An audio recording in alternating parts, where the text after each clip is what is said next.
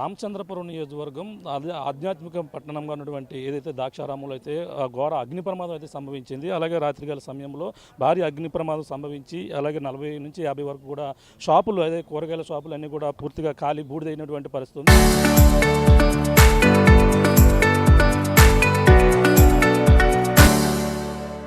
ప్రమాదం జరిగినప్పటి నుంచి కూడా అలాగే స్థానిక నియోజకవర్గ ఎమ్మెల్యే ఎవరైతే ఉన్నారో అలాగే మాజీ ఉన్నటువంటి మంత్రి వాసంశెట్టి సుభాష్ అయితే ఘటనా స్థలానికి కూడా చేరుకున్నటువంటి పరిస్థితి ఉంది. రాత్రి నుంచి కూడా సహాయక చర్యలు ఏ విధంగా సహాయపడుతుందో మాట్లాడే ప్రయత్నం చేద్దాం. సార్ చెప్పండి, ప్రమాదం జరిగినప్పటి నుంచి కూడా రాత్రి నుంచి సహాయక చర్యలు ఏ విధంగా సహాయపడతారు?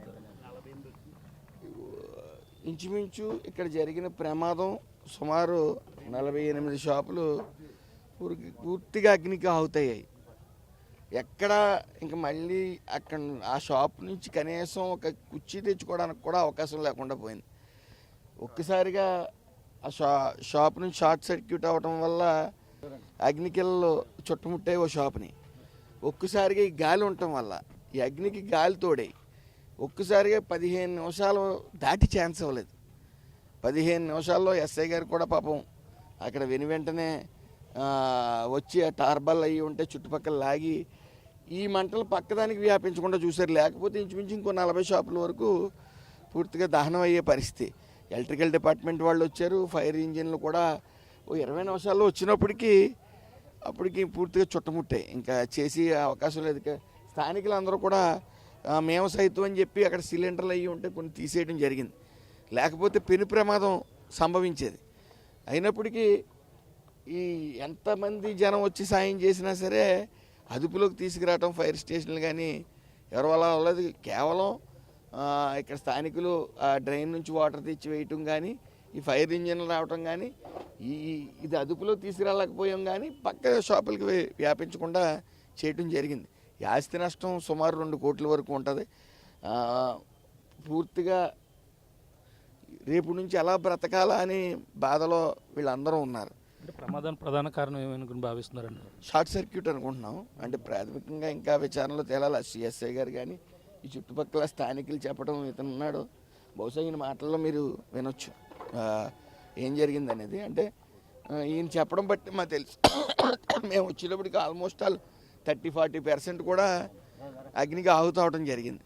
అయితే ఆ సమయంలో ఒక్కసారికి ఈ మంటలు అవి చూసి ఇంకా మాకు జీవితంలో గట్టిన అవటం మా వల్ల అవ్వదు, ఇంకా మేము మాకు చావే శరణ్యం అనే టైప్లోకి మాట్లాడి ఒకరిద్దరు మాట్లాడటం జరిగింది. అయితే మేమున్నాం అనే భరోసా రాత్రి నుంచి ఇస్తా ఉన్నాం. మరొకసారి చెప్తా ఉన్నాం, ఎవరు కూడా నిస్పృహకి లోనుగా అవ్వకండి, మేమున్నాం. నేను కూడా వ్యక్తిగతంగా నా వంతు సాయం నేను చేస్తానని చెప్పడం జరిగింది. మళ్ళీ ఎవరైతే వ్యాపారస్తులు ఉన్నారో వాళ్ళందరూ కూడా యథావిధిగా వ్యాపారాలు కొనసాగే పూర్తి పరిస్థితి మేము కల్పిస్తామని మాత్రం ఖచ్చితంగా మాటిస్తా ఉన్నాం. మంటల్లో ప్రధానంగా ఈ మార్కెట్ ఎన్నాళ్ళ నుంచి ఇక్కడ ఉంది, ఏ షాపులు ఇక్కడ దగ్ధమైపోయింది? సుమారు ఈ ముఖ్యంగా కూరగాయల షాపులు ఎక్కువ ఉంటాయి, 32 ఎన్నో కూరగాయల షాపులు, అలాగే కిరాణా షాపులు కూడా ఉన్నాయి. తర్వాత మసాలా షాపులు, అలాగే బట్టల షాప్ ఒకటి ఉంది, మటన్ షాపులు, చికెన్ షాపులు ఉన్నాయి. సుమారు 48 ఎన్నో వచ్చినాయి అని వినికిడి. సో కొన్ని మటన్ షాపులు, చికెన్ షాపులు అటు పక్కన ఉంచితే పూర్తిగా సర్వం కూలిపోయింది కిరాణా మసాలా షాపులు. సో తర్వాత పాపం ఇంకో దురదృష్టకరమైన సంఘటన ఏంటంటే బుధవారం ఇక్కడ చిన్న అన్నసమారాధన నుండి షాపులని సెలవు వల్ల అది అయిన వెంటనే సరుకు కొనుక్కున్నారు.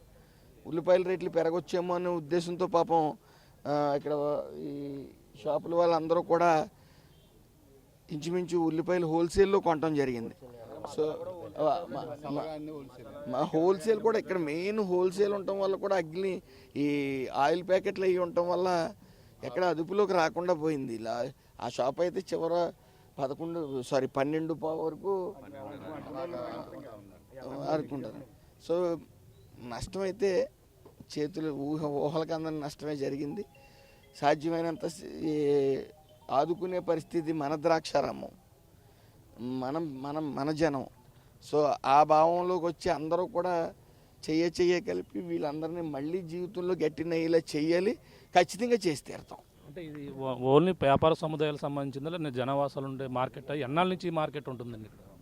ఈ మార్కెట్ 100 సంవత్సరాల పై నుంచి ఉంది. అయితే కాపు కులస్తులు సుమారు 32 మంది కాపు కులస్తుల షాపులు ఉన్నాయి. 32 వరకు కాపు కులస్తులు షాపులు ఉన్నాయి. మిగతా ఇంకా అన్ని క్యాస్ట్లు ఉన్నాయి.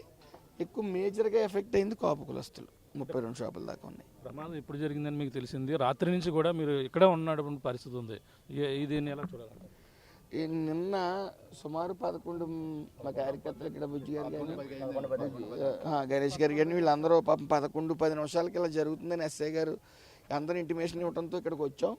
11:20కి వచ్చేటప్పటికి 11:30 వచ్చేటప్పటికి అప్పటికే ఒక 5-6 షాపులు చుట్టుముట్టాయి. అయినా ఎవరి చేతిలో లేదు అది. ఇంకా అసలు దాని మీద ఆకుల మీద టార్బాల్ ఉండటం వల్ల వన్స్ ఫైర్ అయిన తర్వాత ఇంకా ఆపలేకపోయాం.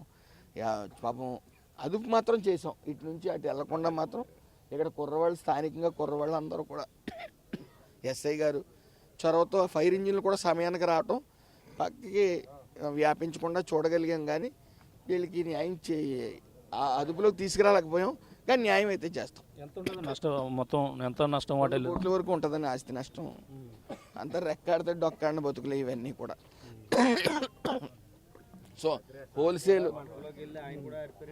హోల్సేలు ఉన్న వాళ్ళకి పరిస్థితి దయనీయం. పాపం అందరికీ దారుణమైన పరిస్థితి ఏంటంటే నిన్న కాక మొన్న స్టాక్ ఫుల్గా తెచ్చుకున్నారు. దొంగతనం జరిగిందంటే ఎంతో కొంత పట్టుకెళ్తారు, కానీ అగ్నిగా ఆహుతయిందంటే ఏది మిగలదు. మీకు తెలిసిందే. అదే జరిగింది ఈ రోజున పరిస్థితి. ఆ షాపులు దగ్ధమైపోయి మేము అప్పులు పాలైపోయాం ఈ విధంగా అంటూ కూడా ఇటువంటి ఎవరు కూడా అధైర్యపడవద్దంటూ కూడా వాళ్ళకైతే భరోసా ఇస్తున్నారు. రామచంద్రపురం నియోజకవర్గం అదే ఆధ్యాత్మిక పట్టణంగా ఉన్నటువంటి ఏదైతే ద్రాక్షారామంలో అయితే ఘోర అగ్ని ప్రమాదం అయితే సంభవించింది. అలాగే రాత్రికాల సమయంలో భారీ అగ్ని ప్రమాదం సంభవించి అలాగే 40 నుంచి 50 వరకు కూడా షాపులు అదే కూరగాయల షాపులు అన్నీ కూడా పూర్తిగా ఖాళీ బూడిదైనటువంటి పరిస్థితి ఉంది. ప్రమాదం జరిగినప్పటి నుంచి కూడా అలాగే స్థానిక నియోజకవర్గ ఎమ్మెల్యే ఎవరైతే ఉన్నారో అలాగే మాజీ ఉన్నటువంటి మంత్రి వాసంశెట్టి సుభాష్ అయితే ఘటనా స్థలానికి కూడా చేరుకున్నటువంటి పరిస్థితి ఉంది. రాత్రి నుంచి కూడా సహాయక చర్యలు ఏ విధంగా సహాయపడుతుందో మాట్లాడే ప్రయత్నం చేద్దాం. సార్ చెప్పండి, ప్రమాదం జరిగినప్పటి నుంచి కూడా రాత్రి నుంచి సహాయక చర్యలు ఏ విధంగా సహాయపడతారు? ఇంచుమించు ఇక్కడ జరిగిన ప్రమాదం సుమారు 48 షాపులు పూర్తిగా అగ్నికి ఆహుతయ్యాయి. ఎక్కడ ఇంకా మళ్ళీ అక్కడ ఆ షాప్ నుంచి కనీసం ఒక కుర్చీ తెచ్చుకోవడానికి కూడా అవకాశం లేకుండా పోయింది. ఒక్కసారిగా ఆ షాప్ నుంచి షార్ట్ సర్క్యూట్ అవ్వడం వల్ల అగ్నికిళ్ళు చుట్టుముట్టాయి ఓ షాప్ని. ఒక్కసారిగా ఈ గాలి ఉండటం వల్ల ఈ అగ్నికి గాలి తోడాయి. ఒక్కసారిగా 15 నిమిషాలు దాటి ఛాన్స్ ఇవ్వలేదు. 15 నిమిషాల్లో ఎస్ఐ గారు కూడా పాపం అక్కడ వెంటనే వచ్చి ఆ టార్బాల్ అయ్యి ఉంటే చుట్టుపక్కల లాగి ఈ మంటలు పక్కదానికి వ్యాపించకుండా చూశారు. లేకపోతే ఇంచుమించు ఇంకో 40 షాపుల వరకు పూర్తిగా దహనం అయ్యే పరిస్థితి. ఎలక్ట్రికల్ డిపార్ట్మెంట్ వాళ్ళు వచ్చారు. ఫైర్ ఇంజిన్లు కూడా ఓ 20 నిమిషాల్లో వచ్చినప్పటికీ అప్పటికి పూర్తిగా చుట్టుముట్టాయి. ఇంకా చేసి అవకాశం లేదు. స్థానికులందరూ కూడా మేము సైతం అని చెప్పి అక్కడ సిలిండర్లు అయ్యి ఉంటే కొన్ని తీసేయడం జరిగింది. లేకపోతే పెను ప్రమాదం సంభవించేది. అయినప్పటికీ ఈ ఎంతమంది జనం వచ్చి సాయం చేసినా సరే అదుపులోకి తీసుకురావటం ఫైర్ స్టేషన్లు కానీ ఎవరి వల్ల అవ్వలేదు. కేవలం ఇక్కడ స్థానికులు డ్రైన్ నుంచి వాటర్ తెచ్చి వేయటం కానీ ఈ ఫైర్ ఇంజిన్లు రావటం కానీ ఇది అదుపులో తీసుకురాలేకపోయాం. కానీ పక్క షాపులకి వ్యాపించకుండా చేయటం జరిగింది. ఈ ఆస్తి నష్టం సుమారు 2 కోట్ల వరకు ఉంటుంది. పూర్తిగా రేపు నుంచి ఎలా బ్రతకాలా అని బాధలో వీళ్ళందరూ ఉన్నారు. అంటే ప్రమాదానికి ప్రధాన కారణం ఏమనుకుని భావిస్తున్నారండి? షార్ట్ సర్క్యూట్ అనుకుంటున్నాం. అంటే ప్రాథమికంగా ఇంకా విచారణలో తేలాలి. సిఎస్ఐ గారు కానీ ఈ చుట్టుపక్కల స్థానికులు చెప్పడం ఇతను ఉన్నాడు. బహుశా ఈయన మాటల్లో మీరు వినొచ్చు ఏం జరిగింది అనేది. అంటే ఈయన చెప్పడం బట్టి మాకు తెలుసు. మేము వచ్చేటప్పటికి ఆల్మోస్ట్ 30-40% కూడా అగ్నికి ఆహుతవడం జరిగింది. అయితే ఆ సమయంలో ఒక్కసారికి ఈ మంటలు అవి చూసి ఇంకా మాకు జీవితంలో గట్టిన అవటం మా వల్ల అవ్వదు, ఇంకా మేము మాకు చావేశారణ్యం అనే టైప్లోకి మాట్లాడి ఒకరిద్దరు మాట్లాడటం జరిగింది. అయితే మేమున్నాం అనే భరోసా రాత్రి నుంచి ఇస్తా ఉన్నాం. మరొకసారి చెప్తా ఉన్నాం, ఎవరు కూడా నిస్పృహకి లోనుగా అవ్వకండి, మేమున్నాం. నేను కూడా వ్యక్తిగతంగా నా వంతు సాయం నేను చేస్తానని చెప్పడం జరిగింది. మళ్ళీ ఎవరైతే వ్యాపారస్తులు ఉన్నారో వాళ్ళందరూ కూడా యథావిధిగా వ్యాపారాలు కొనసాగే పూర్తి పరిస్థితి మేము కల్పిస్తామని మాత్రం ఖచ్చితంగా మాటిస్తా ఉన్నాం. మంటల్లో ప్రధానంగా ఈ మార్కెట్ ఎన్నాళ్ళ నుంచి ఇక్కడ ఉంది? ఏ షాపులు ఇక్కడ దగ్ధమైపోయింది? సుమారు ఈ ముఖ్యంగా కూరగాయల షాపులు ఎక్కువ ఉంటాయి, 32 ఎన్నో కూరగాయల షాపులు, అలాగే కిరాణా షాపులు కూడా ఉన్నాయి. తర్వాత మసాలా షాపులు, అలాగే బట్టల షాప్ ఒకటి ఉంది, మటన్ షాపులు, చికెన్ షాపులు ఉన్నాయి.